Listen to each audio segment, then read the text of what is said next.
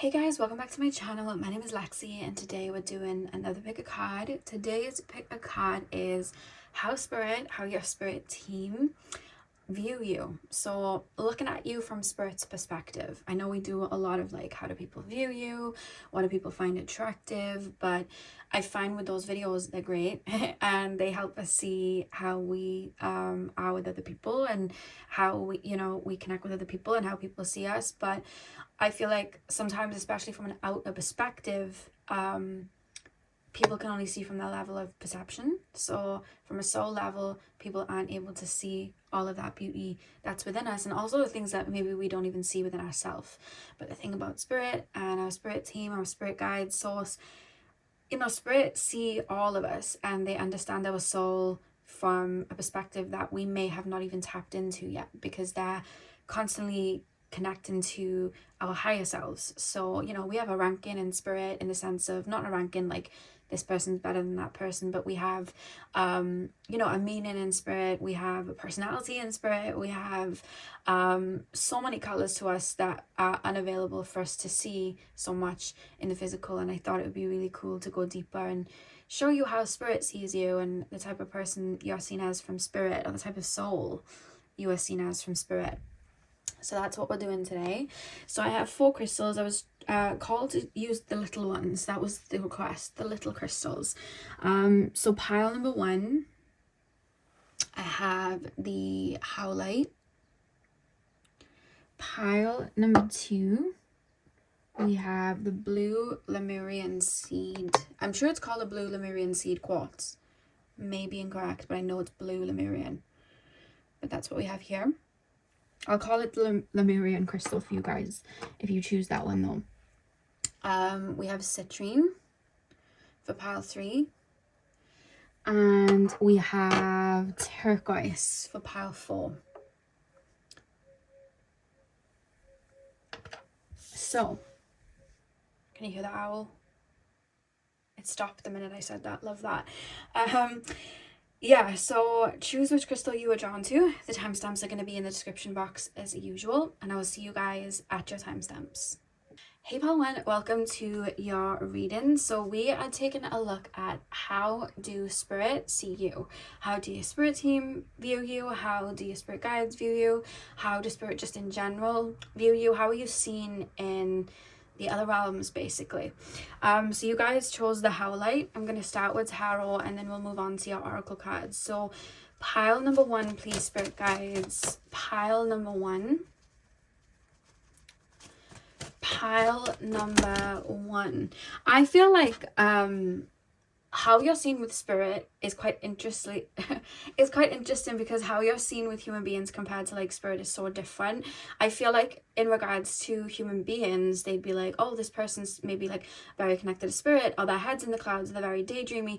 But spirit's almost coming through like, oh, they're so grounded, they're so rooted and grounded, so like centered and ready to get to work on that task. Like they know what they're doing. Like that's almost spirit's view. Even now, like where they're viewing you now, maybe in this life, it's almost like a funny kind of contrast that I'm being alluded to. There's like a humorous feeling that I'm being made to feel like spirit are looking at you like, almost in like a Saturnian view of like head down, like mind's always on something, like they're really hitting every task, like they don't miss, they're like ticking everything off the list. And then from human beings, it's like, oh, that person floats, like that person's just like not so grounded. Like it's so, there's a humorous feeling that I'm being made to feel straight away. Pile number 1, please. Pile number 1, please, spirit guides. How do my pile number 1s how my pile number 1s perceived and viewed in the realm of spirit? Like how are they perceived? Okay, we have the Knight of Swords. How are my pile number 1s perceived by spirit? How are my pile number 1s perceived by spirit? 9 of Pentacles reversed. How am I pal? I feel like your soul is very, very careful not to accumulate too much karma, because there's almost this feeling of like, I'm going in and I'm going in with these tasks, and then it's like, that's what I'm coming to complete. I keep being shown, I'm almost being shown like a pond with stones, and it's like I'm trying not to get wet, so I'm tiptoeing onto each stone, like I'm jumping from one stone to the next. I don't want to get wet. So there's this strong feeling of like I'm incarnating, but I'm really careful about staying anywhere too long, wasting time. And that could also mirror into your everyday life, where you are somebody that's constantly moving on and shifting, because it's almost like, okay, this task is done, let's get this one done. I want to get everything done in one sitting, almost like that's almost how you're coming through. And I think that's why spirit are viewing you as somebody that is like, I'm not, like, my head's down, I'm gunning for it, like I'm very grounded, this is what I've come to do. Because I see you almost feel like that person in work who stays later to make sure that everything is done, like to make sure everything is like set in motion and ready for the next day. You're not one of those people that will like slack off and spare it over a couple of days. Like, you're like, I'm incarnating and I've got this and this and this to do. I do not want to get tangled into, you know what I mean, anything else. I don't want to be here on the weekends. That's the type of vibe. But from like spirit's perspective, it's almost like I'm doing it all at once. So I feel like your lifetime specifically on Earth, or it doesn't even have to be on Earth, just you incarnating in anywhere in general where there's like a physicality to it, I feel like you get a lot done. It's like, I know that I'm going to be incarnating at a very crazy time already, but I'm also going to go through my own set of crazy things, and I need to clear this and cleanse this, like I need to do this, I need to work through this. So there's a meaning and a method, because I'm being shown from spirit, like I'm being shown spirit almost looking at you. And remember now, spirit show me it in a way where my human brain can make sense of it. So it's not going to always go this way. It's just the way that my brain and your brain would be able to comprehend spirit's notion of what I'm trying to say. So I imagine now you're going into like a job, and you know that job's going to be difficult. And then you're there early, and you're like, you know what, I know this is going to be difficult, and we all know it's going to be, like, this environment can be hostile. What if I go a little bit further? What if I have this happen? And what if I do this? And what if I, yeah, okay, I'm going to be clearing karma. That's what we're going to be doing. But what if on top of that, I also decide to go through an ego death and bring my gifts through? And they're like, whoa, that's a lot. Like, are you sure? And you're like, yeah. So it's almost like method to the madness. And it's almost like, are you going to do it? Are you going to do it? And then you ace it. There's something about that where it's like, oh, wow. Like, you're, like, I don't even know how to explain it. I'm being shown, like, I don't know what they're called. You know, like Velcro walls, like them fuzzy walls, and you run and jump and you like hang off the wall. And I'm being shown everyone like, are you sure? And you're like, yeah. And then you run and jump and hit the wall. And then you're like on the wall and you're like, see it? What, like, I don't know. Like, it's almost like a risk taker. You're almost seen from spirit as like a risk taker, and somebody that doesn't sit still, and somebody that's constantly doing. Whereas I feel like from a human perspective, it's like, yeah, people would acknowledge you move and shift all the time, but it's almost like they're in their own world. Like, they're just, you know, and I feel like from a human's perspective, people might think that you move slow, but from spirit's perspective, it's like, this person's just nonstop. This person just doesn't quit. Like, they just keep going. And it's almost like spirit's watching you, and it's like, you know, in this life, and there's this expectation of you to like pace yourself. Like, okay, you've literally just cleansed really deep ancestral karma. You've literally purged your ancestors' emotions out of your DNA. Like, you've purged it out. Give you a year to like rest, and you're like on earth then going, right, I need to do this and this. And like, whoa, it's almost like you're ahead of time a lot. That's what I'm being shown with those two cards. Like, because it's like, I'm here to do this and this, and I don't want to get tangled up. And it's like, I'm here for a good time. Like, I've got to get all these things done. Like, I feel like you're seen as a bit of a busy bee, you know, with those two cards. Pile number one. How does spirit see my pile number ones? How does spirit view my pile number ones? How are my pile number ones seen? See, you're always on to the next. You chose the crystal that just keeps rolling around off its own accord. 8 of Swords. How are my pile number ones viewed through the perception of spirit? How are my pile number ones viewed through the perception of spirit? You're able to harbor and hold on to a lot of grief, a lot of anguish, a lot of frustration, a lot of sadness, and purge it out.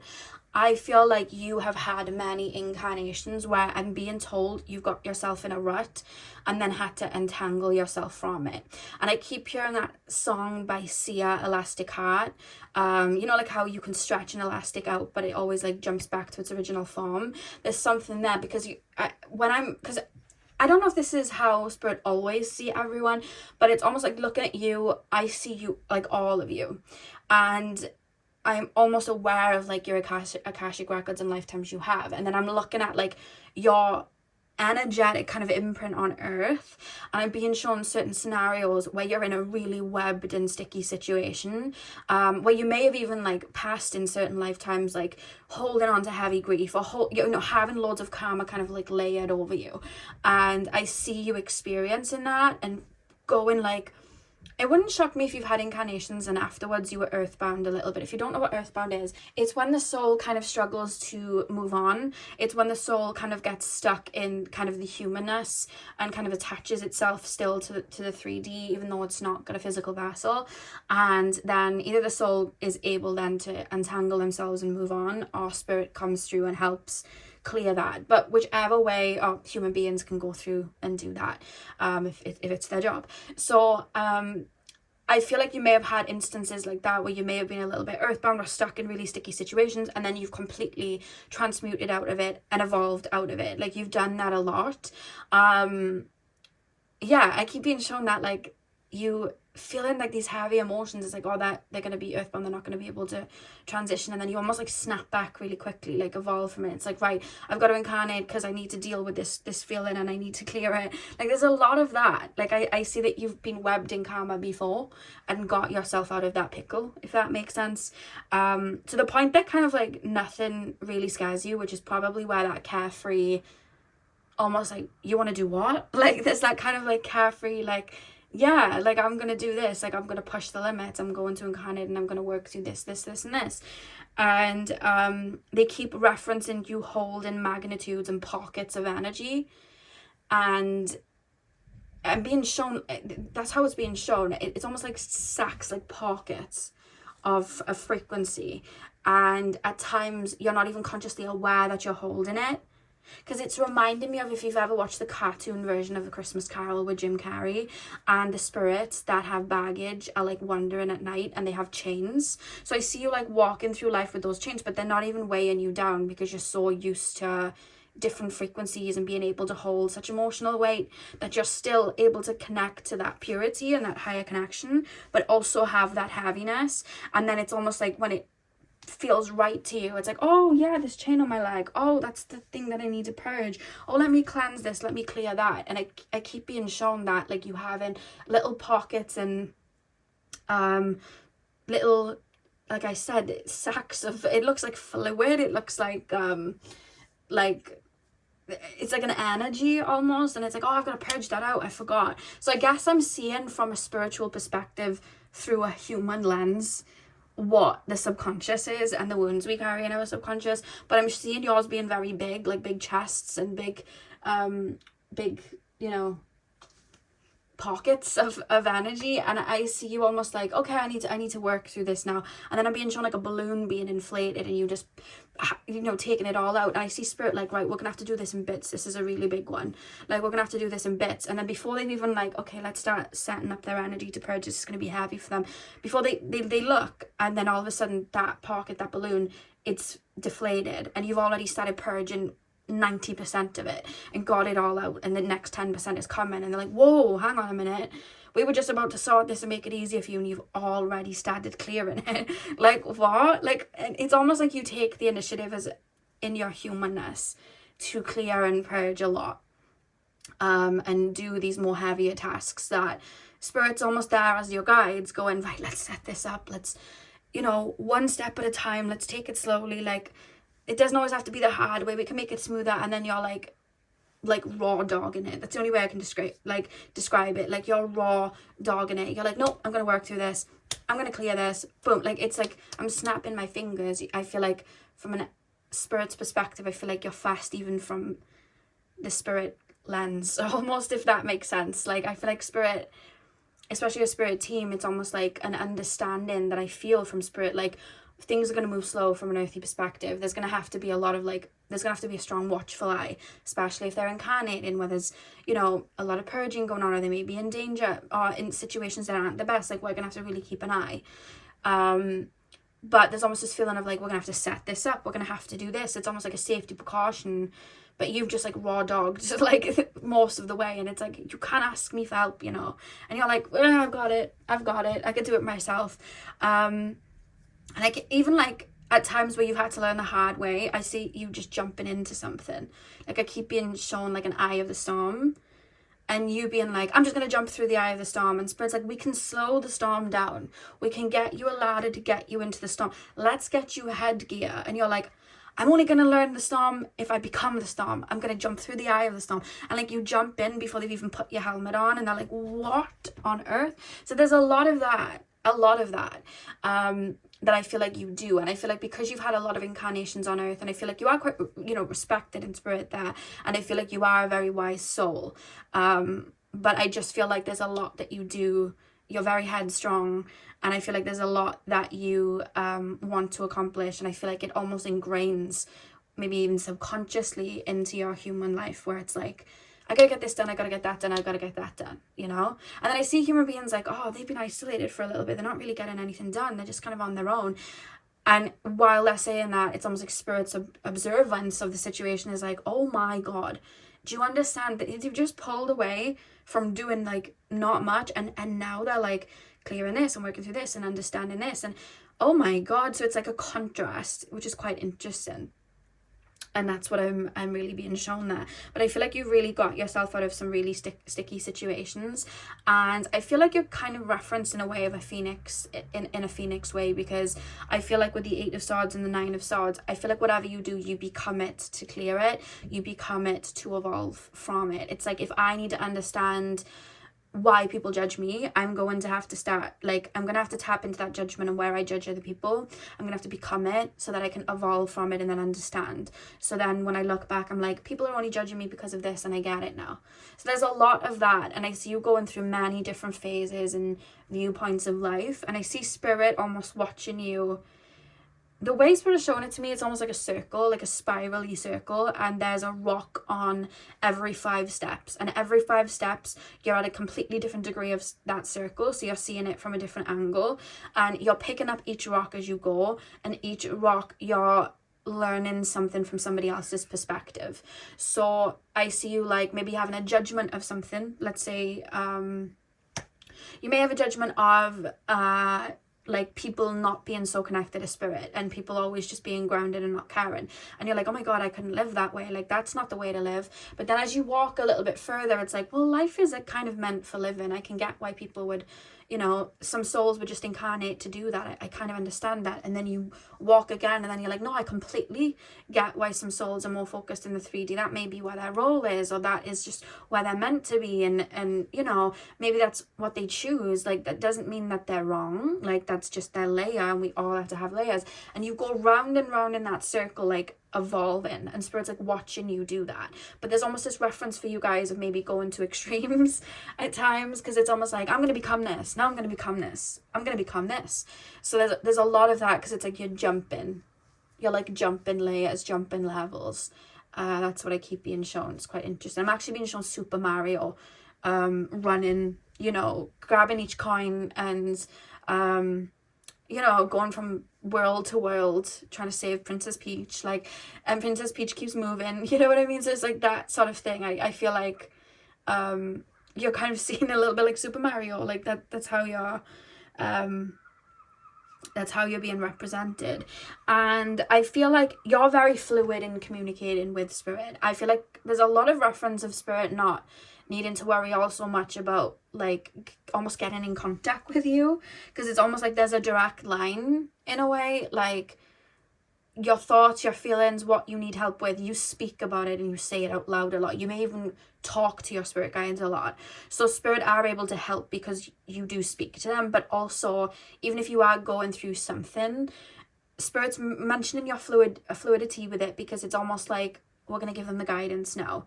And you pick up a lot. Like, you're someone, because sometimes like people's guides will be around them and they're not picking up the message, like they're not getting it at all. Like they'll send them like 100 signs and they're like not getting it. And you may sometimes feel like that, but that's not the case. I think it's just because your head's strong and you jump ahead before something is prepared. Like it's almost like because you're quick, like you're still very connected to the higher realms, that you expect things to come in very quickly into the physical. So I see you like almost calling out for help, and then within 3 hours the help isn't there yet, and it's almost like energetically on its way in. So you're like, I'm gonna take the lead, and you rush forward and they're like, wait, we had this for you, you needed this help. Like there's something like that I'm being shown. But like sometimes you're ahead of time. You may go through, I want to keep saying pockets for some reason, that's how Spirit's referencing it to me. You may go through pockets of time periods where everything feels still and you feel like you're flatlining, and it's because you're ahead of time. The timelines haven't woven concrete in yet. You're ahead of time. Like you're that person who the race is for, let's say 20 minutes and you finished in 10 minutes and have 10 minutes to spare to laze about, and you're like itching to get to the next one, but you have to wait for everyone to catch up. Like you're that. That's how Spirit's viewing you. But yeah, like I said, I feel like you get a lot of downloads and you're very open to messages and wisdom and you pick it up very quickly. Like you're not the type to get a song sent from Spirit or a dream sent from Spirit and go, that was just my coincidence. Like you understand, and I feel like you really see it and you get it. It's almost like I see you going like, okay, noted, in your brain. So Spirit's referencing that you're very fluid in being able to bring through higher, you know, energies and frequencies to the physical and understand them as your kind of guidance, or I'm being shown like a top up, like energetically, like an upgrade. And I also feel like you're also able to withhold and withstand very dense frequencies as well, and purge them out. There's a duality, because as tall as the tree is, as deep as the root is, that's always the same. So you're able to also hold on to very, very deep darker emotions, but you're also able to tap into really, really high emotions. And I feel like that's how you get a lot of frequencies downloaded, then you're seeing from a higher perspective. And I feel like you sometimes have to learn to, or maybe you're in the period, I feel like I want to say you're in a period right now where you're learning to balance that out, because you're used to going like up down, like a roller coaster, like up down, and you're learning to balance it. Because I keep being shown calmer waters, because I keep being shown imagine we're looking at imagine you're looking at your life on a tightrope, and right below this tightrope there is another rope about 6 meters down, and that is the density, that is the hardships, that is the crazy deep heavy emotions that we deal with, that is the darkest parts of our subconscious we don't want to meet. And then 6 meters above is like the heightened energy and the connection to Spirit and the higher perspective. And I'm being shown it's mostly your bloodline, so it's almost like your ancestral line. I'm being shown like parts of the wire being hidden under like the deeper line, like the subconscious line, like 6 meters below. And then I'm being shown like other parts of the wire being entangled with Spirit, but all of it's up and down. There's no real method to the madness. It's all kind of crazy. And then I see you walking that tightrope, and it's like I'm jumping all the way down 6 meters to go into the subconscious, and I'm untangling this from here, and then I'm jumping all the way up to the higher perspective, and I'm tangling the deep subconscious wound with the higher perspective. I'm almost braiding it, and then I'm bringing it down to the middle, and I'm moving forward, and then I'm going back down again and back up, because it's almost like to collect parts of the ancestral line that were hidden, that haven't been accessed, that have been denied, that have been ran from, that have been taken. And then I'm going into the subconscious to, you know, help and evolve the energies that were stuck and that have been causing chaos and that have been keeping me out of my power, and my ancestors out of their power, really. And it's almost like I'm bringing that together to blend it to make things more calmer. And I see you doing that. That's almost what I'm being referenced in regards to your life right now, and that's how they're viewing it and the journey you've taken, which is quite interesting. Which is why there's been moments where you've reached rock bottom, quote unquote rock bottom, a few times, but I feel like that's helped you phoenix, because it's almost like, oh my god, I found something here. When I rock bottomed, I found this. When there was nothing else and all I had were these feelings, I found this. And then that aided you to go all the way up to the top and reclaim something else from the higher rope. and then come back down to the middle. And I feel like you've been on a journey like that. So pile number 1, please, spirit guides. How do pile number 1, spirit guides, spirit team, how does spirit see my pile number 1s? How does spirit see my pile number 1s? We have last quarter moon in Aries. Work through your feelings. Yeah, I feel like the way that you purge huge densities of energies is through feeling, crying, your emotions, you know, those deeper emotions. And I feel like there's a lot you knew you were going to purge incarnating on earth. Like, I already know the energy is going to be crazy, but I also want to incarnate into this family line where there's lots of karma, and I want to purge it, and I'm going to do it. You know what I mean? And then I'm going to do this, and then I'm going to do that. There's a lot of that, but they're referencing that the way that you heal and release is through your emotions, and feeling and embodying. Pile number 1. And then you also, because I'm being shown like the most densest, like the most dense feeling and emotion you've ever felt in your life. I'm seeing you feel it, and then something sparks. It's almost like I can see the magic crystal within it now that I've cleared it, and it's like that's helping me phoenix, and now I have an idea. And then with the Aries sign, because it's like the cardinal sign, it's the first sign in the zodiac, it's like I'm on a new journey. You know what I mean? I'm on a new journey now. Like I've got an idea. Like I had this hardship, but like I've got an idea now, so I'm gonna use that. So it's almost like parts of the karma almost. It's like there's crystals there, there's a meaning, and it's like you're finding the meaning, and it's helping you create a new path. It's quite interesting. Or giving you the ammunition to get back up to the top. It's really cool. Yeah, detoxify. I feel like you're able to hold on to full moon in Taurus. You're able to hold on to a lot of heavy frequencies and then almost like birth new. And I love how it's gone in order, Aries, Taurus. Because then it's like we're planting seeds, you know? Interesting. Pile number...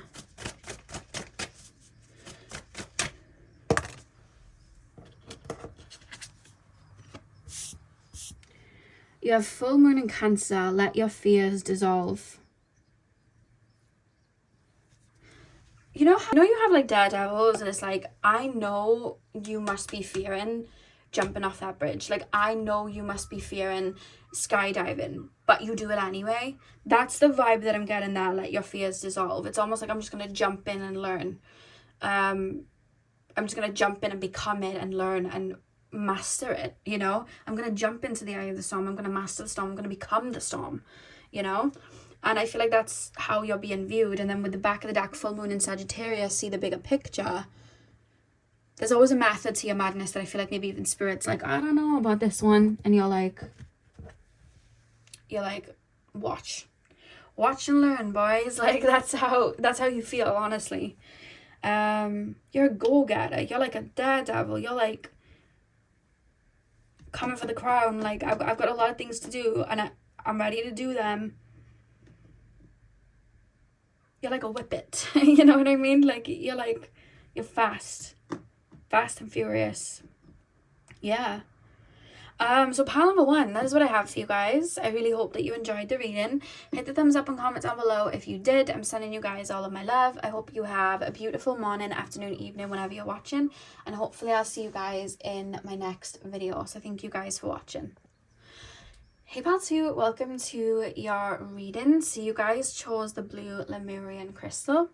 I'm going to start with tarot, and then we'll move on to your oracle cards, and we are taking a look at how spirit view you. So you guys chose the well, I've already said that, haven't I? I feel like it's autopilot. You guys chose. I've already said that. So let's get in. So pile number 2, please, spirit guides, tap me into the collective of my pile number 2s. Tap me into the collective of my pile number 2s. Tap me into the collective of my pile number 2s, please, spirit guides. How does spirit view my pile 2s? How does spirit view my pile number 2s? How does spirit view my pile number 2s?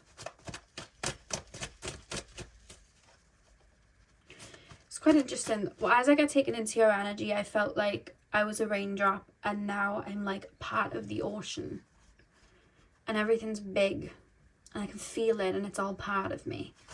That's how I'm being taken. Might be my water pile. Pile number 2. Pile number 2. How does spirit view my pile number 2? I'm being taken to a frequency, so bear with as I'm like sounding a little bit like I'm floating, because that's how I feel. I feel like I'm being tailored to a frequency. Pile number 2, please, spirit guides. How does spirit view my pile number 2s? How do pile number 2 spirit guide, spirit team, spirit in general, how do they view my pile number 2s? The moon. How does spirit view my pile number 2s? How does spirit view my pile number 2s?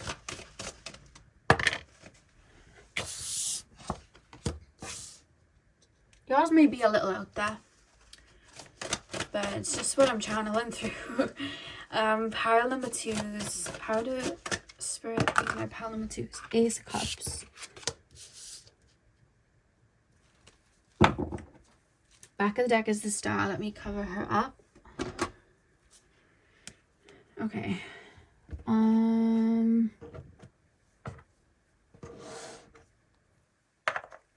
Okay.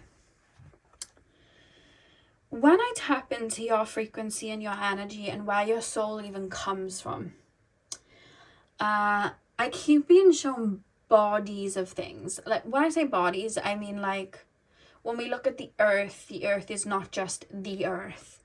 The earth is the human beings, the birds, the plants, the trees, everything. But at the end of the day, when you're looking at it from a very higher perspective, the human beings walking around, the birds flying around, the trees that are growing, the little insects, even the things we can't even see, it's all one thing, and that is earth.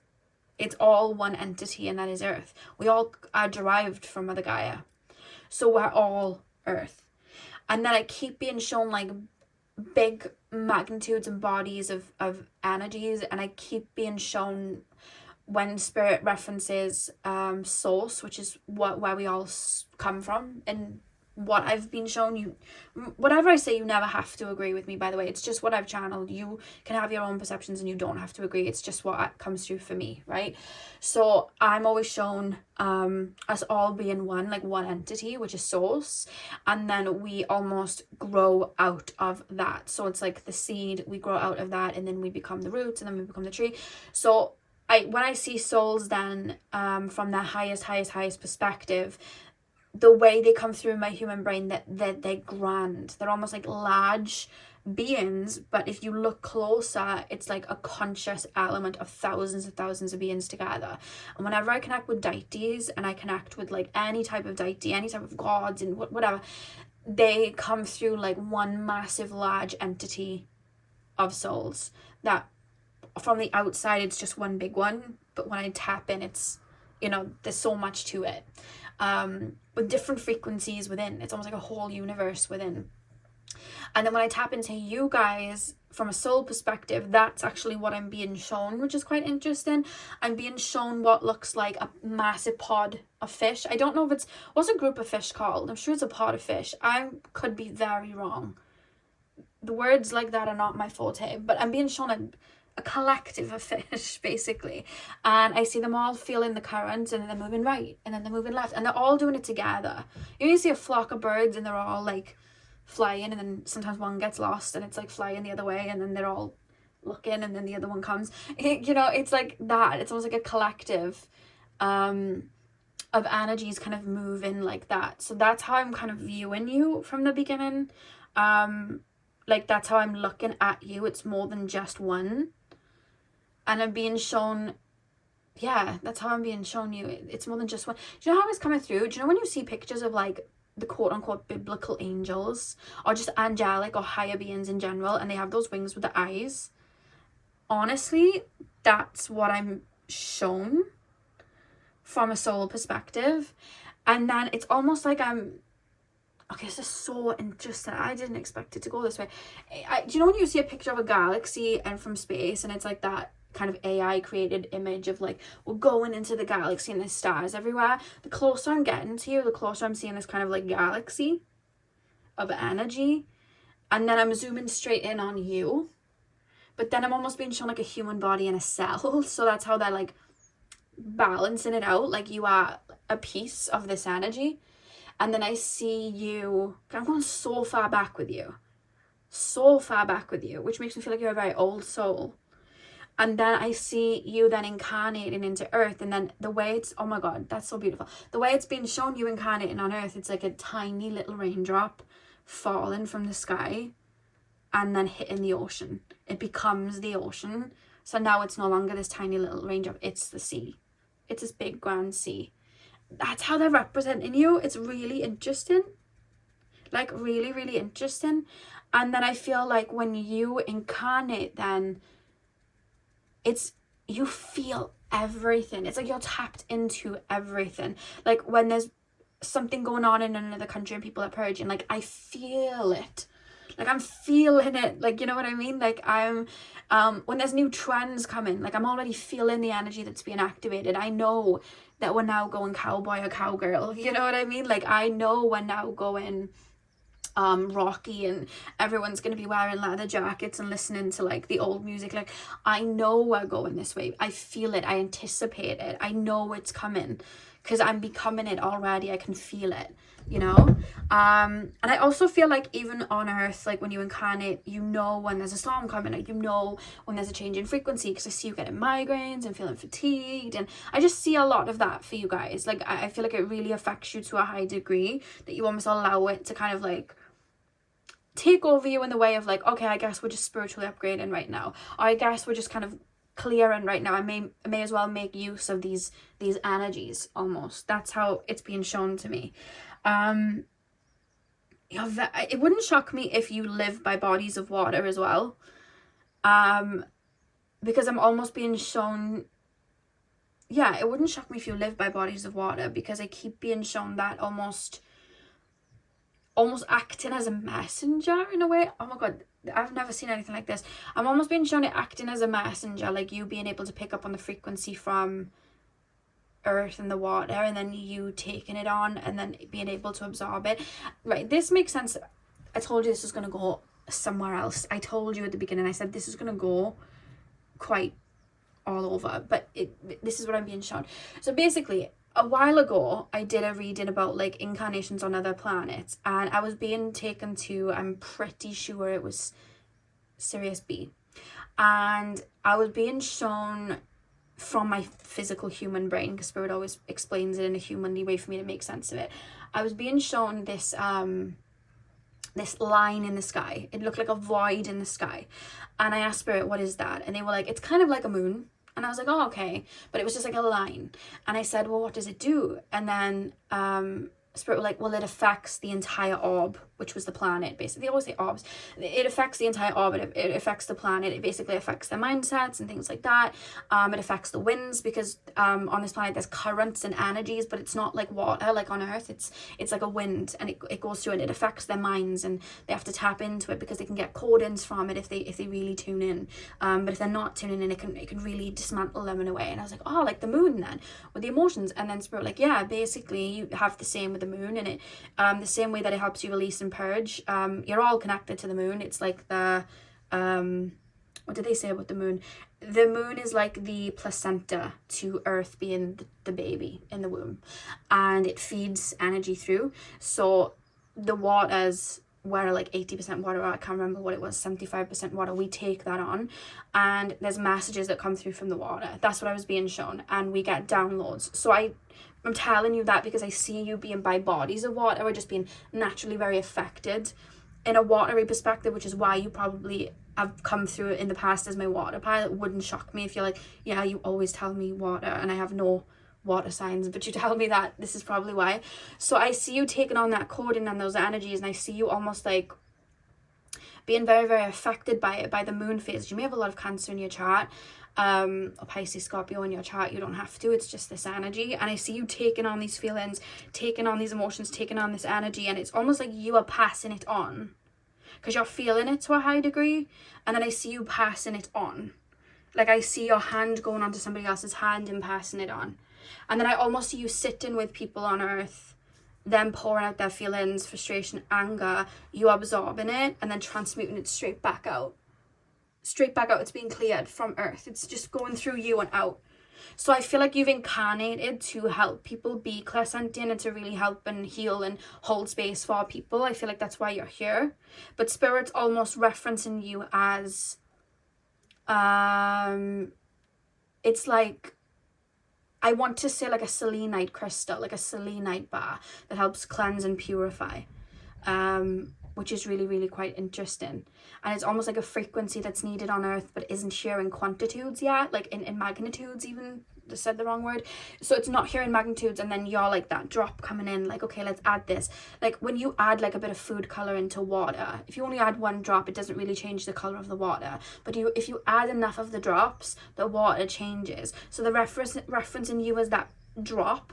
Obviously there's more than one of you. There's more than one of you watching this now. So there's probably thousands of you on Earth, but enough souls hold that frequency, enough souls are in tune with that, it raises a vibration. And that's how Spirit are looking at you, which is quite interesting.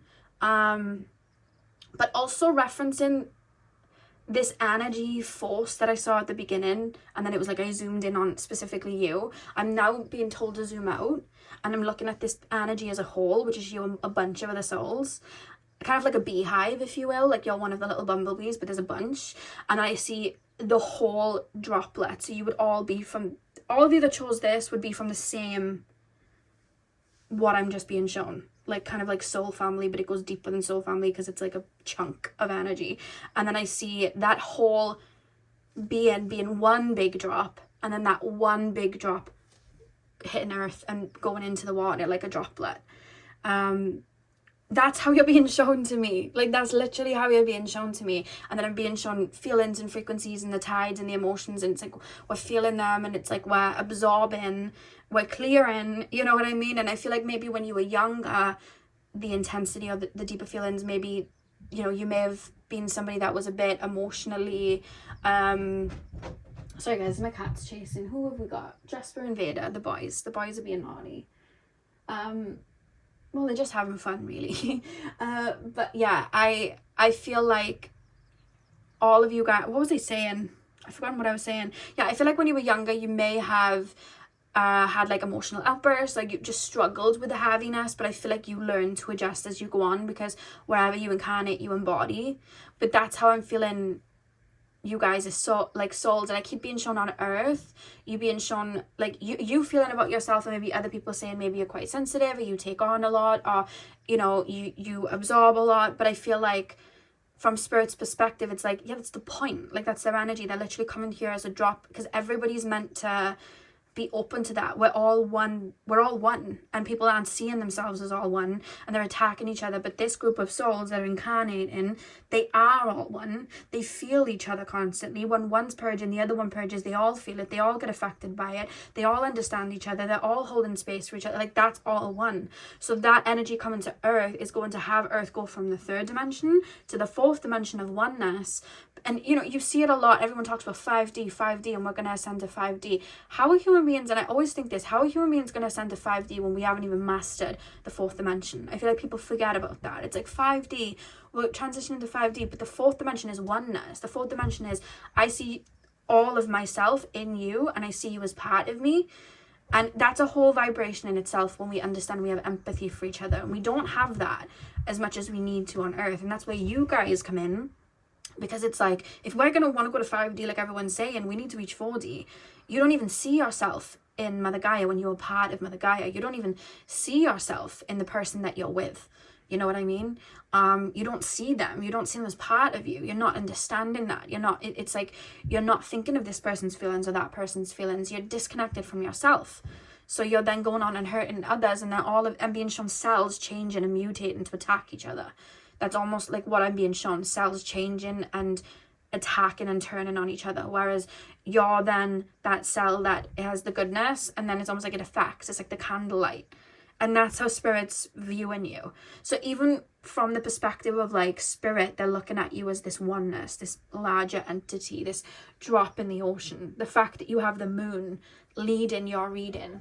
And then at the end you have the Ace of Cups. Which is what you're offering, which is what you're bringing. You're bringing a frequency, which is really, really, really beautiful. And then the Star, which I feel is your purpose. It's you're like a cell that's helping the other cells like turn over. And there's lots of you. There is a lot of you. More than there ever has been at this time period on Earth.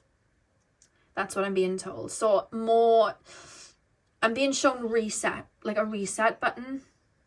And then I'm being shown human beings ever since that reset. And since that chunk, because it's like, that's how we're looking at Earth since the reset. There hasn't been this many souls like yourselves on Earth.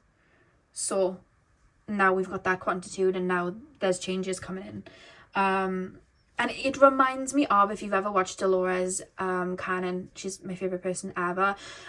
She has a book called 3 Waves of Volunteers, and what she talks about, from, if you watch her on YouTube, or you can read her books, she talks about around the time when they were making the, I think it was the atomic bomb or something like that, and a bunch of souls like agreed to come to Earth to kind of change frequency, and there were 3 waves, and I'm sure she named them like rainbow children, indigo children, crystal children. I'm sure she named them like that, and they were the 3 waves of volunteers. And I'm not gonna lie, you fit into that, because that's just made me think of that. And if I'm looking at it from that perspective, you fit that. So I feel like you may even find comfort in, if you want to research indigo children, rainbow children, and crystal children, and the 3 waves of volunteers that Dolores Cannon talks about, because I feel like you fit that very strongly. Like, yeah, you make me think of that, so you must be part of that for my brain to go there. Yeah, so let's pull your oracle cards. Yeah, Spirit's seeing you as a larger quantity and the purpose of why you're incarnating. If you have a really, really strong connection to a deity, there's almost like an element there, that there's a connection there, that you're almost part of that in a way. Because, like I said, when I see deities, I see a collective of souls. The only way I can describe it is, like, whenever I think of 2D, I think of like a computer game, and I think of like, yes, when you're playing a computer game, if you're playing Barbie Explorer, I used to love playing that when I was a kid, or you're playing Animal Crossing, yes, you are the player, so you're that little animation that's running around, but that's not all that you are. And there could be multiple people playing that character, if that makes sense, like that player that you're playing. People could log in and play that character, so you're like, the human being then is a 3rd-dimensional version of that 2-dimensional character. So when you go up and up, and you think of like the role you're playing as a human being, how many souls are playing the roles of human beings, and you know, the collectives there, like it all goes up, it goes wild. It sometimes I sit when I meditate and I get downloads, I get like these things, it's like, whoa, but that's how I'm almost shown it. And like I said, you don't have to agree with everything I say, it's just the way it channels through for me. The point is, we all look at it through different aspects, and that's the cool thing. But yeah, that's what I'm getting. Which is quite interesting. Pile number 2. And I've just realised they look like droplets going into the water, like I was just explaining. Oh, hang on. They might not be. They just look like droplets going into the water. Just like I was explaining, like a bunch of them. And the dove represents peace. The cups represent water. You know what I mean? The hands out, like, look what I have to offer. The 4, we're building. We're bringing this frequency down so we can build. And we're fueling the water through with these 2 cards. The star is the rebirth energy. Pile number 2. How does Spirit view my pile number 2s, please, Spirit guides? How do Spirit view my pile number 2s? We have the full moon in Scorpio. Breathe through the tension. That's reminding me of like Earth before humans inhabited and we were in a different frequency. You could read auras. You may have had many incarnations in earlier times on Earth, because it almost feels like you come through for this frequency in general. Like you come through to harness this frequency. So anytime the Earth's been ready for this frequency, you've been here. That's how it feels. So you may be very connected to like Lemuria, Atlantis, Agatha, Avalon, even things that I don't know about. Even things you may not be know about, but you've been shown things visually, psychically. Yeah.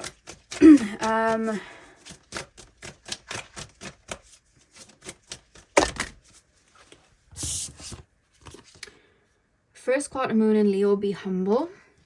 And last quarter moon in Scorpio, reveal what needs to be seen. Okay. And the back of the deck, you have the full moon in Leo, go wild. Okay. Spirit guides, how does Spirit view my pile number 2s? Why do we have, first start, why do we have the full moon in Leo go wild? What's that about? It's almost like waking up to your animal instincts and waking up to all that you can be as a human being. Like, as human beings, we deny so much of our true nature. Like, we're no longer in touch with the forces of nature the way that we used to be. If we were, we wouldn't be destroying it, you know? We're no longer in touch with that energetic frequency, or the way our brains can work and connect with each other, because we're using phones and we're going on Google. We're not downloading and understanding or working on those gifts, because everything's out of our hands. You know what I mean? We have food being able to be delivered from, you know, wherever to our door, and we only have to walk to our front door and back. We don't have to listen to you know what I mean, our own inner, what does my body want right now? What does my body want right now? We're almost in a cycle where we're addicted to certain things because that's what we've been fed.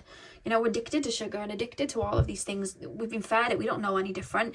And we've been wired out of, the storm's coming, I can feel it in the soil. You know, there's a change in the wind, I can feel it. Oh, look, you know, the stars are here. It's almost like we're even from like an astrology perspective, like we could go up in the sky and look at the stars and where they are, like the old astrologers did.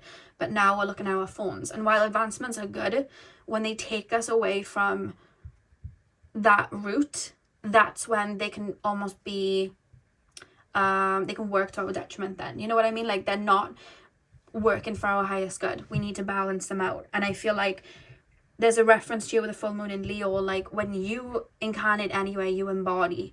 So you feel everything very deeply. You may be very sensitive to foods, alcohol, TV programs, music, frequencies, people. Like, I feel like you're very connected to it, and I feel like you're very sensitive to it. Again, this is the boys fighting the noises. And if you think about it, them fighting, like, that's that animal instinct. That's that lion instinct within them, like, you know, to play and do that. And I feel like you're here to kind of like push that and feel into that, and being shown a hand going into a glove. So I feel like you're here to really embody that. Breathe through the tension. Scorpio. I love you have 2 Scorpios here as well. So it's 2, you know, the water signs here still. The thing is about feeling into ourselves, we can feel deeply into the subconscious, and we can feel deeply to higher heights as well. And I feel like that's why it's coming through, because with breathe through the tension and then reveal what needs to be seen, I feel like through other people, you're able to see their darkness and you're able to see their light. You're able to see all of them. You're really able to see and feel people the same way that you can see and feel yourself. And I feel like you also see and feel humanity. It's like, I love humanity, but also sometimes I'm so angry because why are they doing this? And you're able to feel that heaviness and go into that balance. First quarter moon in Leo, be humble. You also may have a lot of fixed placements because all of the cards are Scorpio, Leo, so you may have a lot of fixed placements. And I feel like that may work because I feel like you're meant to stay in your frequency and root your frequency in. I feel like that's why. But why do we have be humble? What's that about? I don't know why, when I think of be humble, my heart expands, and then I'm like, I understand why you did that. I understand why you move that way. Hurt people. I get why you did that. I can see why you did this.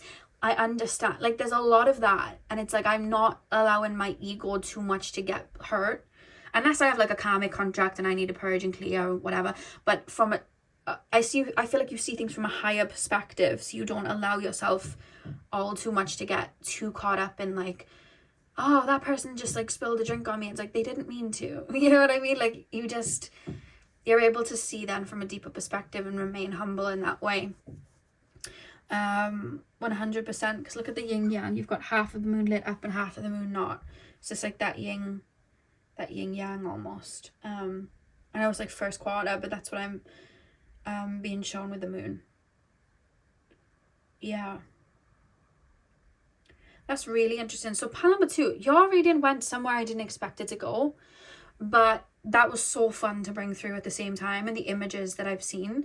And it wouldn't shock me if you guys are clairvoyant and saw images while I was telling you, because since I've referenced that I wish I could show you what goes on in my mind, I've seen a few comments where it's like, no, I had the vision too. So I feel like that's an interlink. So, you know, maybe in your own way it might have been a little bit different to mine, or maybe it was the same. But yeah, I the visions were insane and cool. And I really hope that you enjoyed and you got what you needed from it. And yeah, this is a really incredible read. So thank you guys for letting me read your energy and learn as well, because I learned from these. And yeah, hit the thumbs up, comment down below if you enjoyed, and hopefully I will see you guys in my next video. So thank you guys for watching. Hey pal 3, welcome to your reading. So we are taking a look at how spirit view you. So you guys chose the citrine. I'm going to start with tarot, and then we're going to move in to your oracle cards. So let's get in. So pile number 3, please, spirit guides. Pile number 3. How does spirit view my pile number 3s? How does spirit view my pile number 3s? How does spirit view my pile number 3s? How does spirit view my pile number 3s? 4 of Pentacles. Am I putting that upright or upside down? Upright. How does spirit view my pile number 3s? Oh, the world reversed. Let me cover that up. Pile number 3, please, spirit guides. How does spirit view my pile number 3s? How does spirit view my pile number 3s? I definitely feel like you're not very enthusiastic when you do incarnate. It's almost like, and you're probably that pile I get where it's like, I'm only going if there's a solid reason, because I'm not too fussed. The Wheel of Fortune. Pile number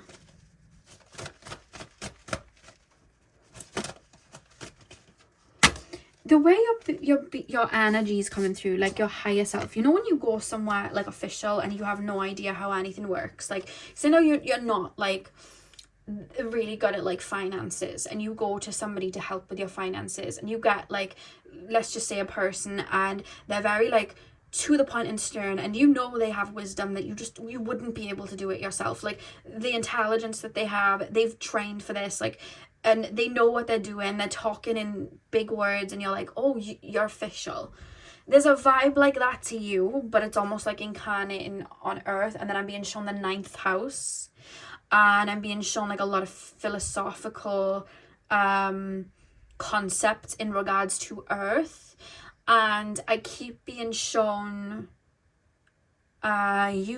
you remind me of like that pile that takes me to like Nostradamus and Baba Vanga, and like all those souls that did predictions and, you know, created all of these occult things that we use today, like, and that made advancements in astrology and, you know, premonitions of what's to come on earth. Like, you give me those vibes, and I feel like but spirit's almost referencing it, like they reference it like, if you've watched SpongeBob the movie, and like SpongeBob in his dream, he like wants to be what's it called, he wants to get a promotion, and at the beginning of the movie he's there with like these really cool shades and a briefcase, and he's like going in, and it's like really serious music, and basically the issue is that one of the Krabby Patties didn't have cheese, so he like opens up his briefcase, takes the cheese out, puts it in, and saves the day. But to him that's like really cool.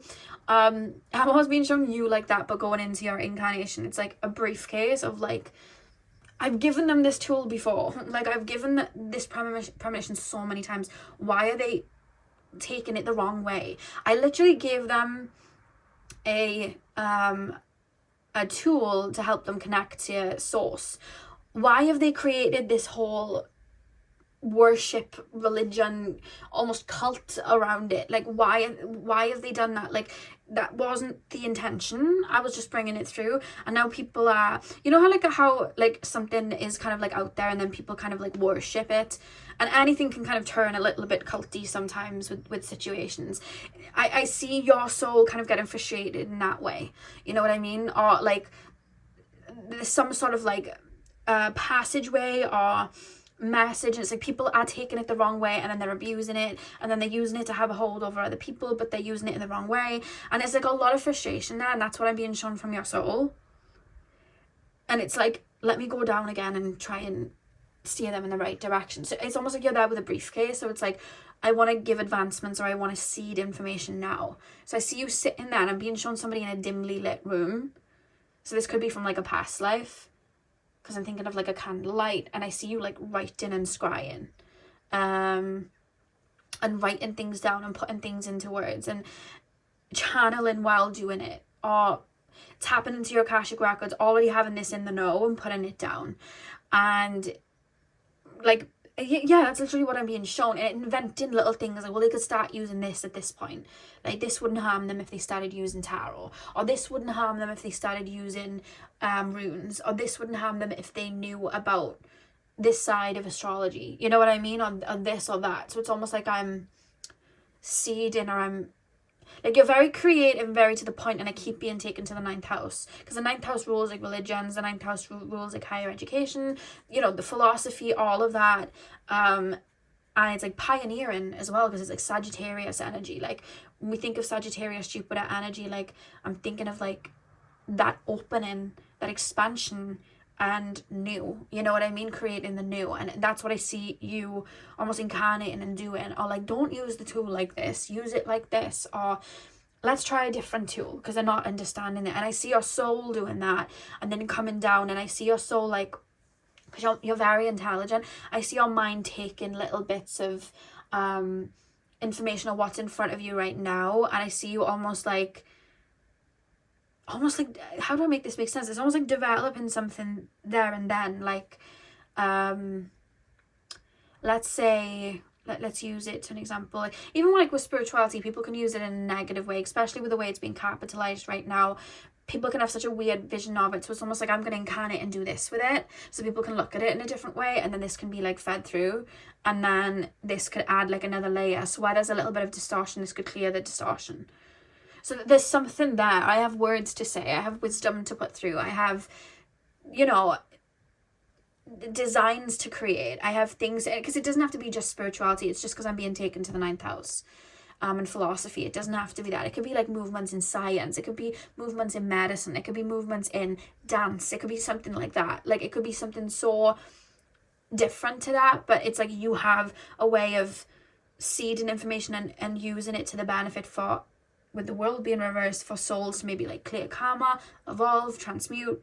And I feel like that's what you're here to do. So you're very like, I'm on a mission, similar to pile number 1. And this is what I'm coming through. It's like, this is what I'm coming through to do. It's quite interesting.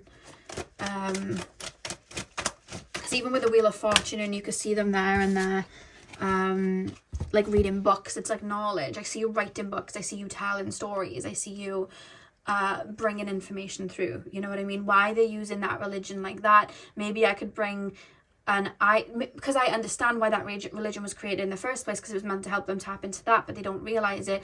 Maybe if I incarnated, I could maybe seed that through, you know what I mean, and be like, guys, this passageway meant this, and then it could maybe like set off in somebody's brain, like, oh, and then they could use it, because maybe they're not looking at it, you know, right, or they're not looking at it in a way that's best for them, or they're abusing it, because a lot of people abuse things like that, you know what I mean? And there's something there, but it doesn't have to just be religion and spirituality or philosophy. It could be anything. Let me put a crystal over your other card, because it's the sun. I need a bigger one. Let's do it that way. You have the sun reversed, and then the back of the deck is Judgment, which also needs to be covered.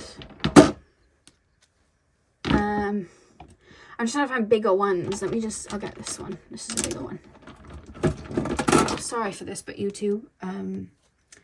Don't like it at all. So yeah. Okay. Yeah, because the sun reversed, it's almost like that clarity, it's been hidden, so you're almost coming to turn that sun the other way. It's almost like change the wheel. It's almost like help human beings have access to certain things. So you're seen as like a creator. You're seen as you're feeding information through. It's almost like we gotta call the big guns, you know what I mean, like the briefcase. And I see you coming through and bringing that in, and I keep being taken to like people that have made advancements in their field. Like you could have like created instruments, and that instrument could be so healing. And even if human beings don't understand the healing notion of it, it's still there. You still created it in that lifetime. So it's like I'm coming through to create the violin, and that's it. You know what I mean? Or I'm coming through to discover a new planet that they haven't understood yet, and that's it. They don't know Pluto's there. I'm going to discover Pluto. Like, I'm going to make the discovery. Or I'm, you know, it doesn't have to be that. It's just little analogies I'm being shown. Like, I'm going to write the book on medicine. Like, I'm going to do these things. And it's like you're making those advancements because it's like they're going the wrong way, or they're not using that tool correctly, or they're using it to attack each other instead of using it to benefit. And it's like you are kind of like the middleman that will like go in and create. And I see you channeling always, because it's ideas. You know that song Fireflies by Owl City? It's like your brain's being tailored, and it's like you can see beyond the physical. So it's like, let's create this, and you have like these really cool ideas, but they mean something. You're not just daydreaming, like they mean something. And you see that even with movies as well. Like a lot of movies that are put out there, a lot of people may not even realize when they're making these movies that their inner child, that their ideas that they get in, they're being downloaded, whether it's from their higher self or their spirit team around them, and they're there to help souls grow and evolve. Think of all the souls that found solace in so many movies like Harry Potter, you know what I mean, and the Hunger Games, or you know, the meaning of it. And I don't think even like the Hunger Games, specifically the one that just came out right now, think of the timing of that, you know what I mean, and the polarities to some of the things we're seeing on Earth today. I don't think there's a coincidence in a lot of that, in my opinion. You can disagree, this is just me saying that, but I feel like you're here to seed and help and inspire and encourage, or have people think, or have people's minds tick, and I feel like you're here to do that. So spirit's looking at you in that way, like they're coming through to do this. They're coming through to, the way it's being described is almost tailor, and tailor a frequency, and tailor and seed, and drop information, and drop guidance and wisdom, you know. Like some of you guys would have been prophets in past lives and things like that. You're here to seed information, and you could have been those souls that I referenced that could have been around in like Atlantis times, and then channeled wisdom from like Atlantis, and then brought it to like ancient Malaysia, ancient Peru, ancient Egypt, like, and brought that all through, and then the structures of the pyramids and the buildings were created from that. And then you could have been the souls that were incarnated in Atlantis, Lemuria, and then seeding the downloads through from Arcturus and Andromeda. Like you do that, you know what I mean? It's like you're and it creates these grids, it creates a flower opening, it creates a dimension, it creates pathways for human beings to then walk on. And I see you doing that a lot. And that's how Spirit's seeing you, because with the Judgment card, it's like, I'm going in to do this. But I feel like sometimes I don't see you like fully, like, I don't see you enthusiastically, like, I'm going to Earth. I'm incarnating onto Earth. I'm going into the third dimension. I don't see you enthusiastically doing it, to be honest. There's almost this feeling of like, oh, I showed them this last time. They're not using it correctly, and now I've got to go back and give them a new manual. You know, it feels like that. Why have they created a whole hysteria around it? Why are they worshipping you know, the structure that I built? It wasn't necessarily to be worshipped. It was just to hold a frequency. They have that frequency within them. Why are they worshipping it? And what do they do it? Like, I see you kind of like that, and then going into seed something else. Then it's quite interesting. But I feel like a lot of books of wisdom, I feel like there's something about books, like you may want to write books in this lifetime, or give out information. There's something like mercurial about you, like Virgo, Gemini, and again, 9th house, You have your Mercury in the 9th house actually, but I see you writing and passing on wisdom and passing on information with the books and the Wheel of Fortune to help advance, you know. Yeah, and I see you keep incarnating to make sure that that's being taken in the way that it's supposed to. There's like a strong focus there. It's quite interesting. Yeah, so pile number 3, please, spirit guides. Pile number 3. Pile number 3. Pile number 3, please, spirit guides. Pile number 3. How does spirit view my pile number 3s?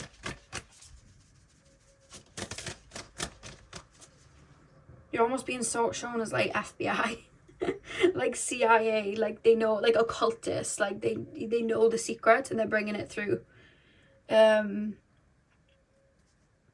understanding layers on earth that maybe from a spiritual perspective not necessarily you're not going to get, but there's no need to delve into because, you know, we're not on earth.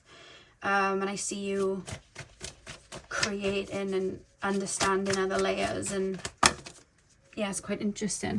So you have the first quarter moon in Leo, be humble. Pile number, oh, you're definitely here to like create pathways. Let your fears dissolve, full moon in Cancer. One more card. How does spirit view my pile number 3s? I feel like you have a whole spirit team around you that help like seed that information through. And the reason they're looking at you like this is I almost feel like they're a part of the same thing. Like, it's all part of one team. You know when you think of Avatar and like there was a bunch of scientists, but only like 5 of them would go into the Avatar bodies and go into Pandora bodies, whatever I'm saying. That's how it feels. Like you may be one of the avatars going in and teaching and learning or whatever, but there's a bunch of people behind that. So there's something there from a soul perspective, which is why more of why you're incarnating is the focus from spirit, because it's like that's how it's coming through to me. Full moon in Capricorn, take a reality check. And back of the deck you have full moon in Taurus, detoxify. I just keep being taken to that strong notion of the 9th house, and then why are you like looking at a group of people like the fire was meant to be used as a sacred tool. Why are you burning each other with it? Or that passageway was to have you understand that you can tap into your third eye. There's no bigger meaning. That's it. You can create it to be big, but why is it this whole kind of like I'm seeing people worshiping it almost like a religion. It's like, why are you doing that? Because now you're looking outside of yourself. You're creating the text that I wrote in that life to be way bigger than what it's supposed to be, when everything in that text you can have within, but instead of looking at it within, you're worshiping this text. You know what I mean? I'm not talking about like the Bible or anything like that. I'm not talking about religions, because that's like far back and I feel like that has a deeper meaning again. I'm talking about like passageways and stuff. You know what I mean? And little things that are then created. I feel like that does happen on a bigger scale with religions, but I feel like there's a lot to be taken from all religions to help us tap into higher aspects. So I can see how it happens on a greater scale, but I feel like for you guys it's more like a passageway or a tool or a statue, or you were there helping create this statue, and that's how it's coming through, you know. But with the full moon in Taurus, it's almost like we're detoxifying that. I'm having you look at something differently. I'm having you use this as a tool. You're looking at this like it's a bane in your life when it's actually a tool. This is how you use it, you know what I mean? So there's something there. And then first quarter moon in Leo, be humble. Why do we have that? You may have a lot of time in solitude in this lifetime, because there's just almost, this is how it's coming through from spirit and how they're viewing you. I just keep being shown you in a room channeling, writing down, automatic scripting, automatic writing. You might even not see that you're automatic like scripting and writing and drawing. You might not see it because it's just like, this is just my ideas, or this is just what's coming through, but I see visions. And I feel like you need alone time to bring that through sometimes. So there's a reference of like, you needing time by yourself to recharge, restore, and bring these things through without any projections from other people, in a way. 100%, because I feel like a lot of what you bring through, a lot of people may be like, that can't happen. Because the thing is, when we make advancements, people tell us that it can't happen. You know, I always say, like, the first guy that created the phone, people were probably telling him that's a stupid idea and that will never happen. You will never be able to talk to somebody in Norway from Australia, but you can now because somebody invented it. Like, I feel like you've probably dealt with that, and I feel like you get that. So this reference of, like, you seeding things and having your own space, and I feel like that almost would have been set up in a way as well. But I see spirit around you really strongly then, helping you bring these things through. Why do we have let your fears dissolve?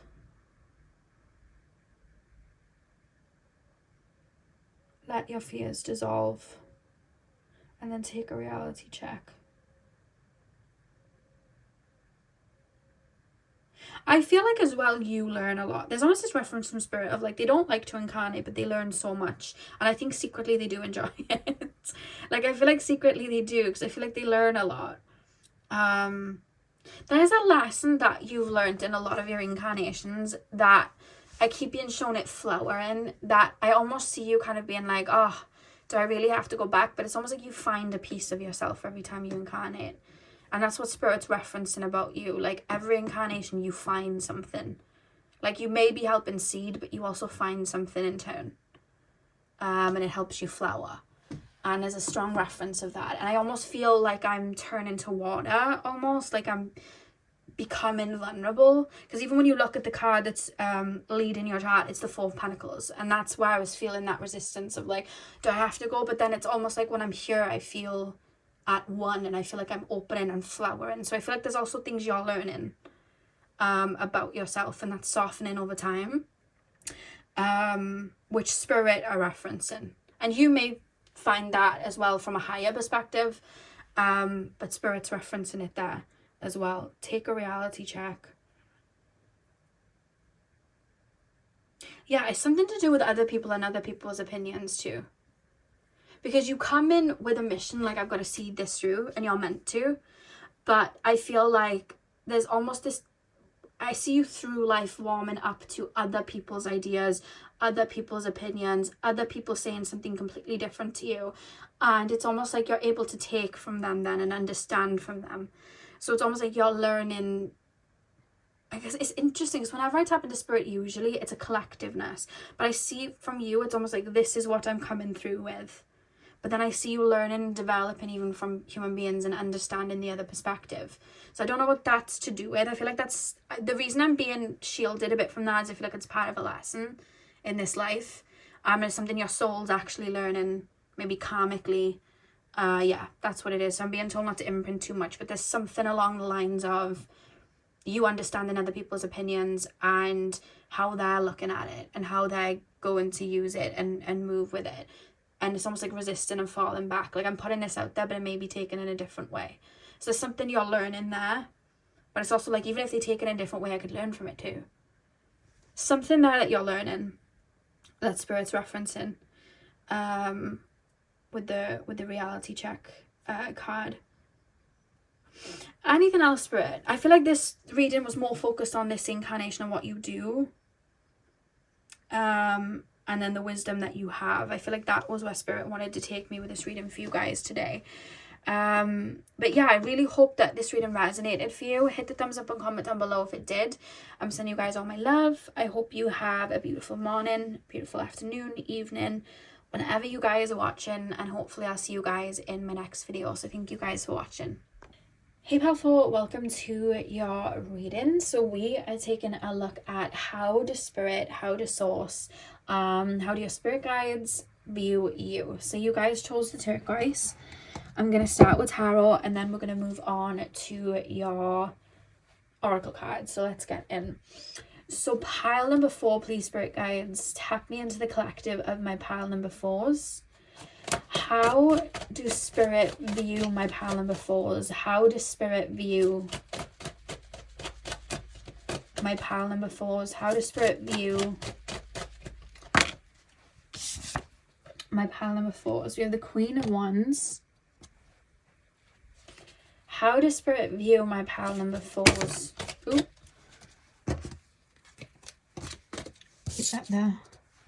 How does Spirit view my pile number 4's?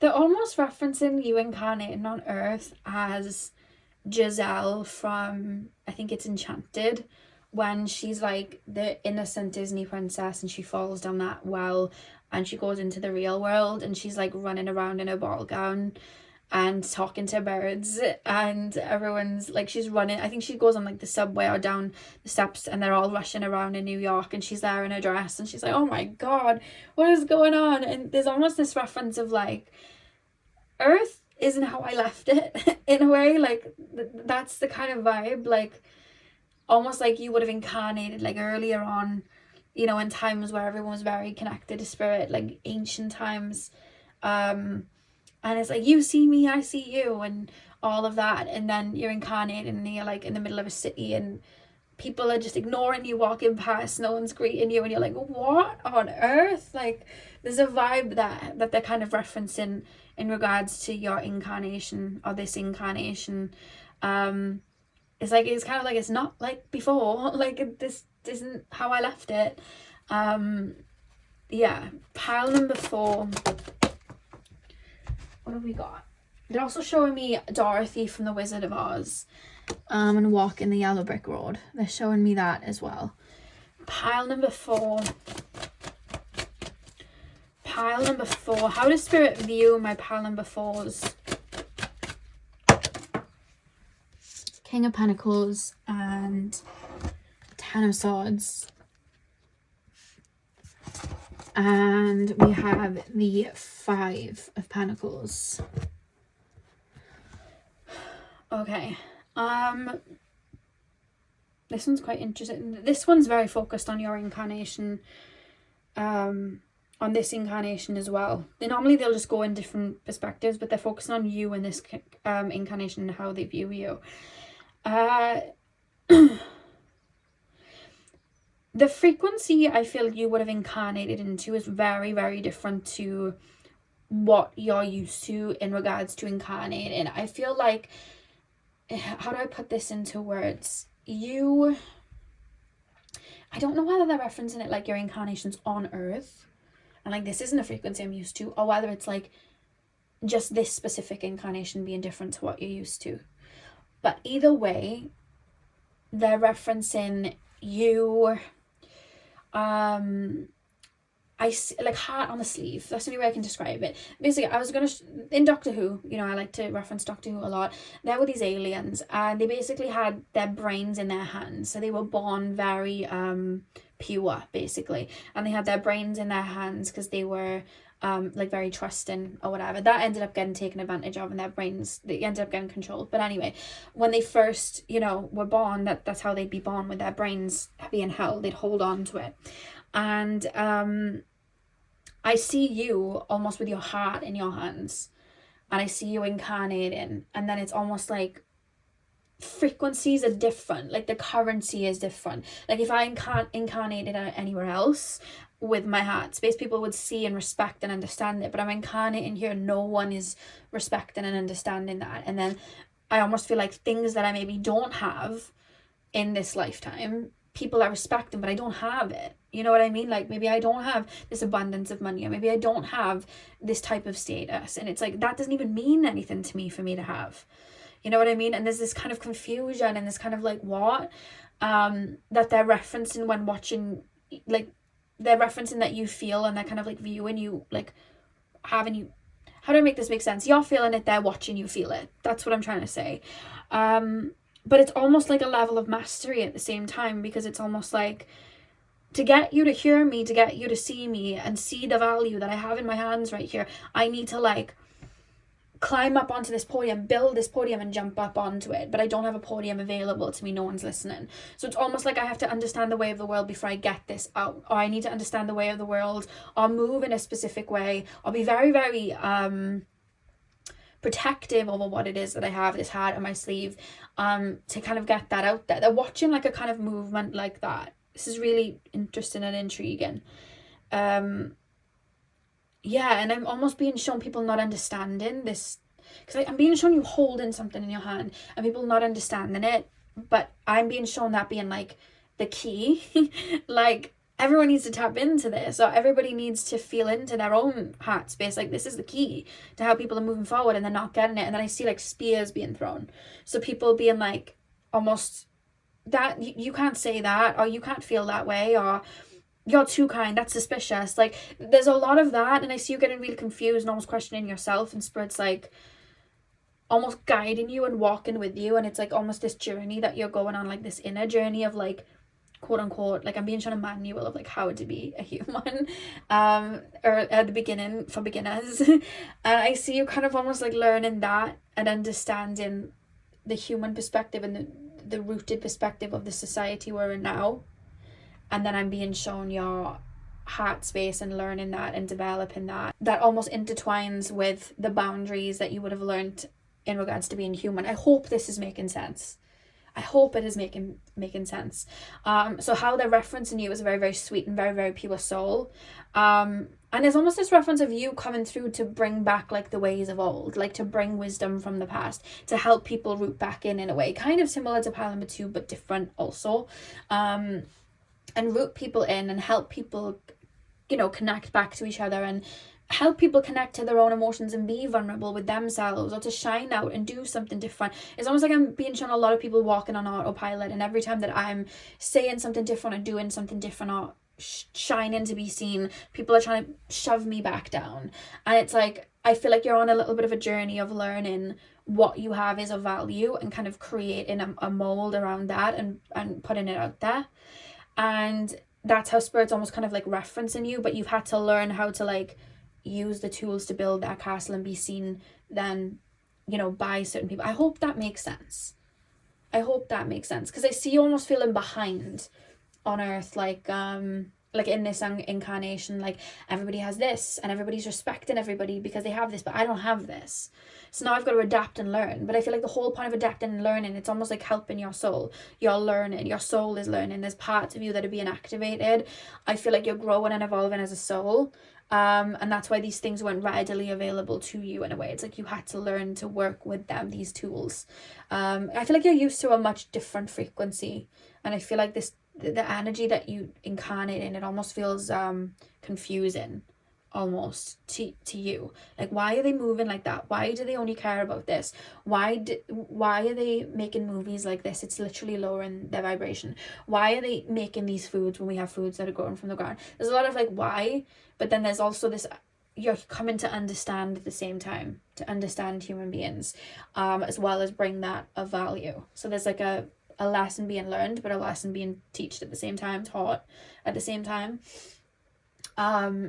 And Spirit's almost referencing that, but how they're looking at you, especially in your early incarnations. Now you're getting a bit wiser, but yeah, because I'm being shown Ariel with a fork and brushing her hair. Now you're like, oh no, wait, the fork is, you eat with a fork, okay. Like, there's a reference there, but I feel like from the beginning, the way they viewed you was like Giselle from Enchanted. Like, what is going on? This is not how I left Earth. You know what I mean? But like, even Dorothy, when she walks the yellow brick road, like she, like, if you look at all of the beings that were walking on the yellow brick road, they all learned something. Like the lion learned courage, and the Tin Man learned that he had a heart, I'm sure, or a brain, I can't remember. It's like you're learning these lessons walking down the yellow brick road, and whoever you're meeting, like you're learning these things. That's helping you gain knowledge as well, you know what I mean? So it's like a vice versa that they're referencing, because there's something about you having to learn to build something from the ground up in a really earthy way.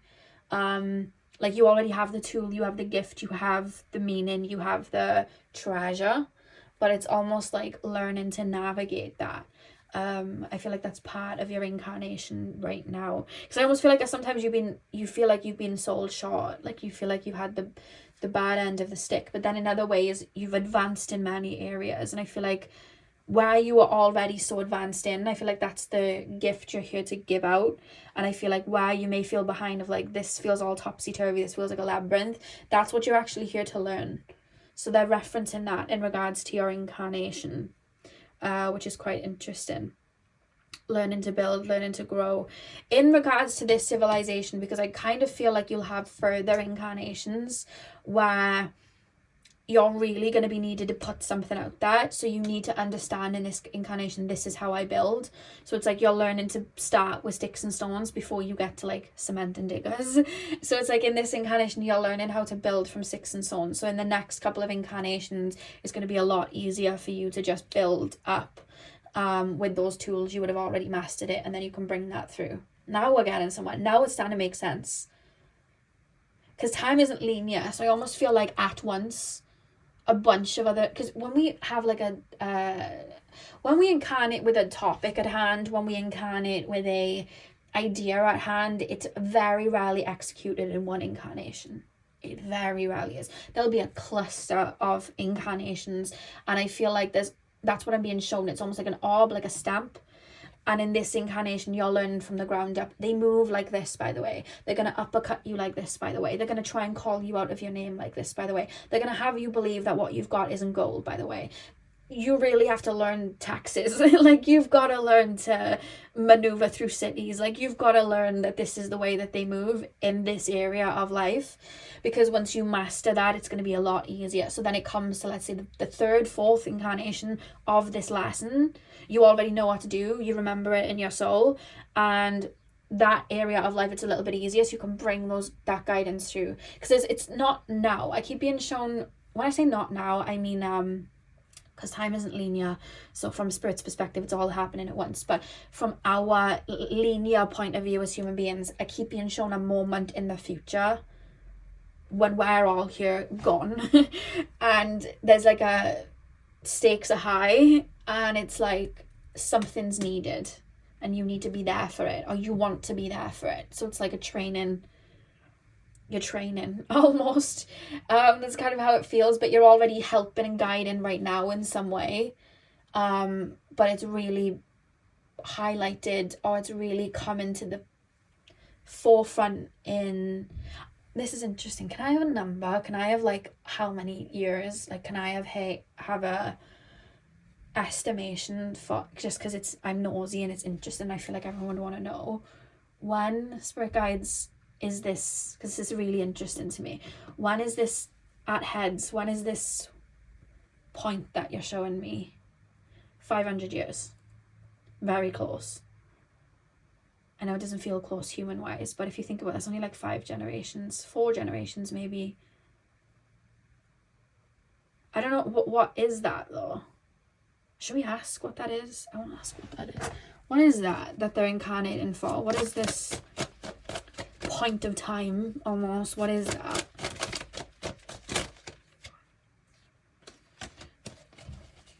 It's nothing scary, they're saying, but I feel like human beings try and put it out like it's Judgment Day. But it's not just Judgment Day, but it is Judgment Day. But people have put this scary, ooh, Judgment Day, and they're like, it's not like that.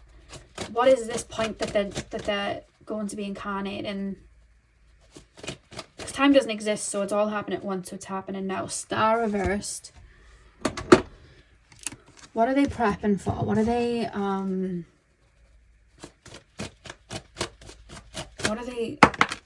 prepping for? King of Swords. What is this energy?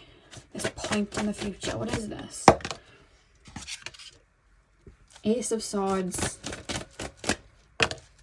Knight of Swords. Back of the deck is the Hanged Man. I'm being shown with the King of Swords, the butterfly, the higher consciousness, the understanding, the Hanged Man. I'm being shown it's already happening right now, so the ripple and effects are already happening right now. The trauma before the tsunami is already happening right now, and I'm being shown souls looking. And I keep hearing there's nowhere to hide, like it's like human beings are looking at something. They're looking at something, they're hearing something, and then I'm being shown a flip. Like a literal flip. With the star reversed, we're talking, when the star's upright, it's like a rebirth and change. The star reversed is like that change isn't happening. So change comes from within. So it's almost like we're waiting and we're waiting for change. People are activating, people are connecting to spirit, people are, you know, looking and uncovering things on earth that shouldn't be going the way that they are. And there's a lot of darkness or whatever. And it's like people are slowly. And then it's almost like we all realize it's coming from within, and then we flip it. But there needs to be activation points, and then I see you incarnating, and I see you almost like I know how to build this podium. I've done it in my last 5 lives. So it's like you're building a podium and you're standing on it. And I see you like seeding. There's like cord incoming, and there's loads of you. It's not just one. There's like loads of people. And it's like, I know what we need to do. We need to do this. We need to do this. We need to do this. And I don't know what it's in aid of.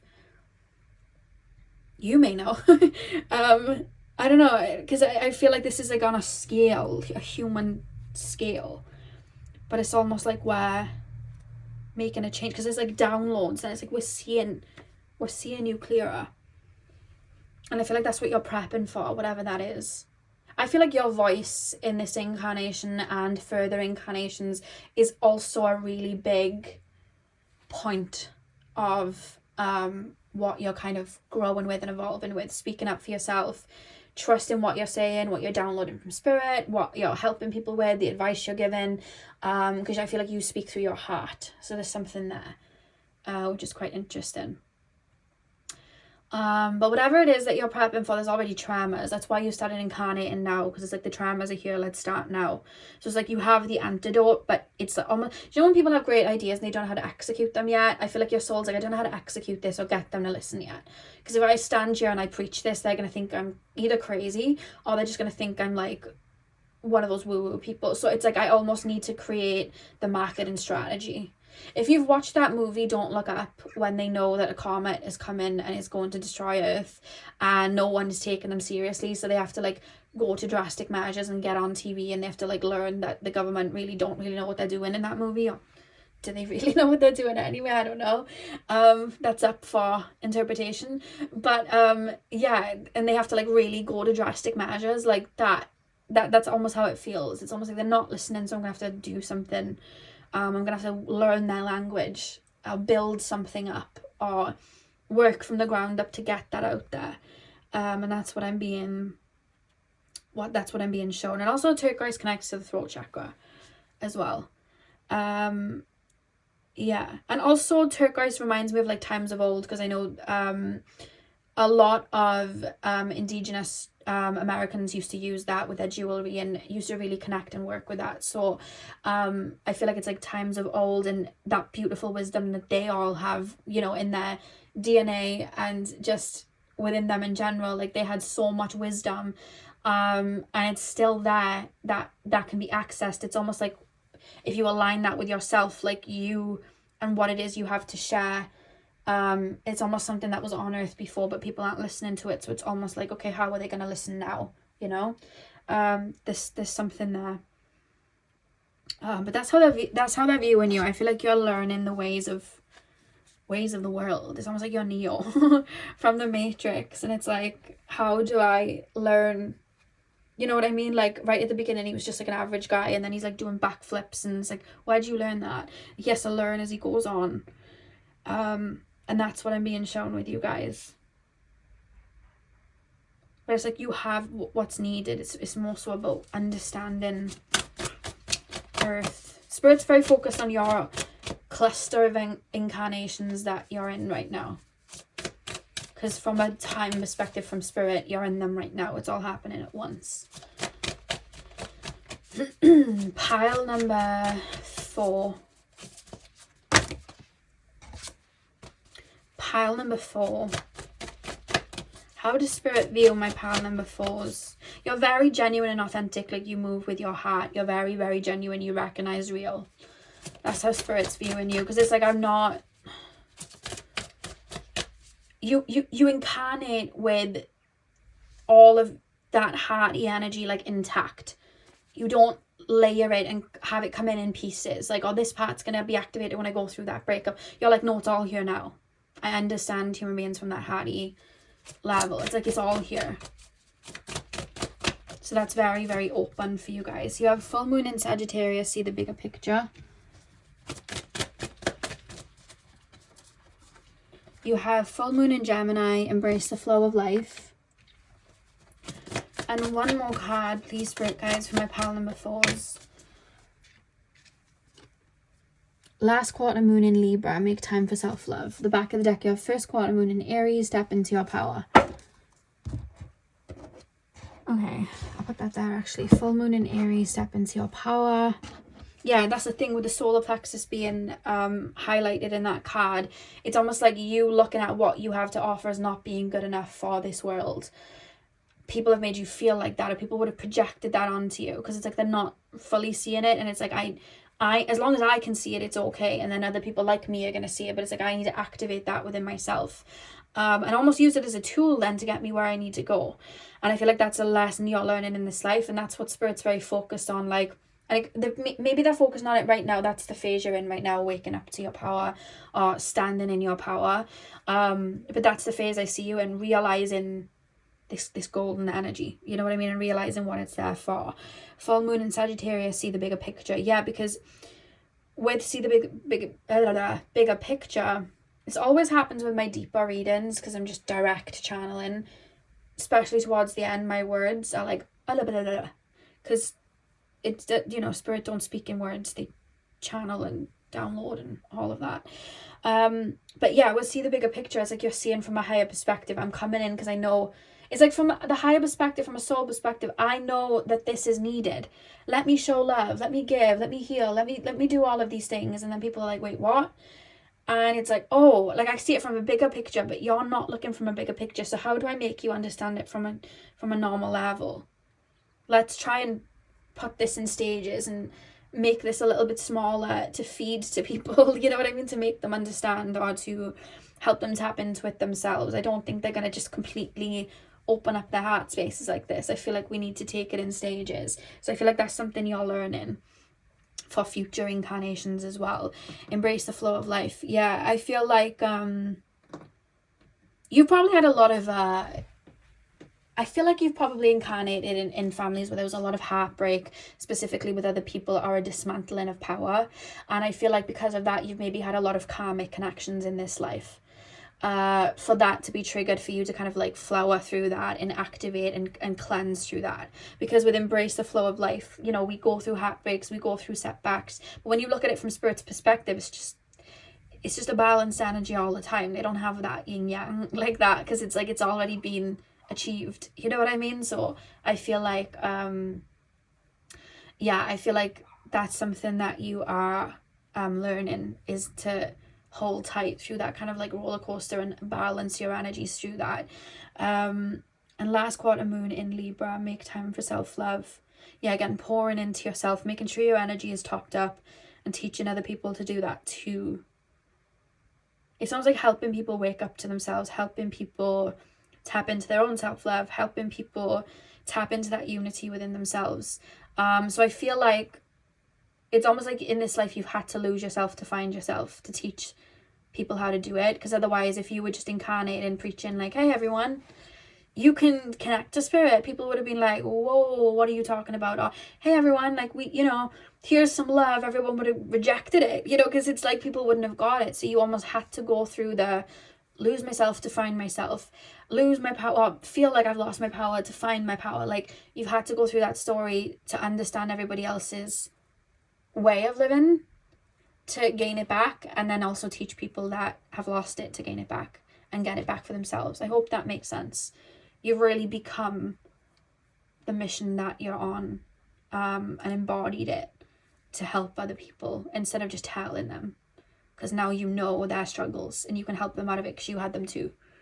So they're referencing that in regards to how they view you. Like, very big hearty energy, very pure energy, very much on like that animal resonance of like just genuinity, you know what I mean? Like, I see you, you see me, but it's almost like there's just a layer of where human beings are right now that I don't think you've ever experienced, and I feel like you're learning from it too. To lose yourself and find yourself. It's interesting. So yeah, panel number 4, that is what I have for you guys. I really hope that you enjoyed your reading. Hit the thumbs up and comment down below if you did. I'm sending you guys all of my love.